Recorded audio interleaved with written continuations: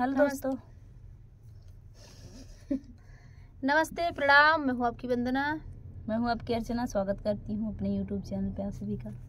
तो फ्रेंड, हम लोग एक प्यारा सा छोटा सा नाच गीत लेके आए हैं।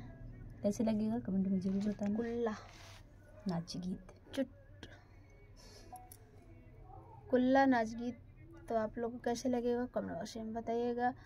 और पियवा मिलल नीर दैया हो सखी लावे ना दवैया। पियवा मिलल नीर दैया हो सखी लावे ना दवैया। हमरा बलला करी हैया हो सखी लावे ना दवैया। हमरा बलला करी हैया हो सखी लावे ना दवैया। पियवा मिलल नीर दैया हो सखी लावे ना दवैया।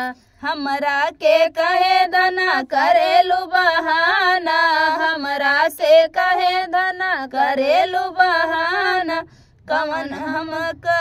कवन हम करियू पैया हो सखी लावे ना दवैया। कवन हम करियू पैया हो सखी लावे ना दवैया। सैया मिलल नीर दैया हो सखी लावे ना दवैया। सैया मिलल नीर दैया हो सखी लावे ना दवैया।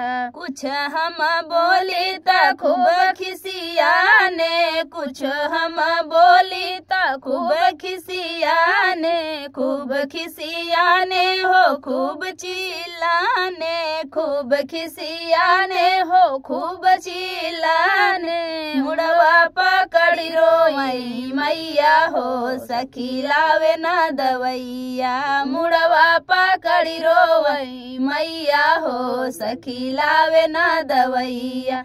सैया मिलल नीर दैया हो सखी लावे ना दवैया। पियवा मिलल नीर दैया हो सखी लावे ना दवैया। तो फ्रेंड, था चुटकुला नाच गीत आप लोगों को कैसा लगा कमेंट बॉक्स बताना। फिर मिलते किसी नए गाने के साथ, तब तक के लिए बाय बाय दोस्तों।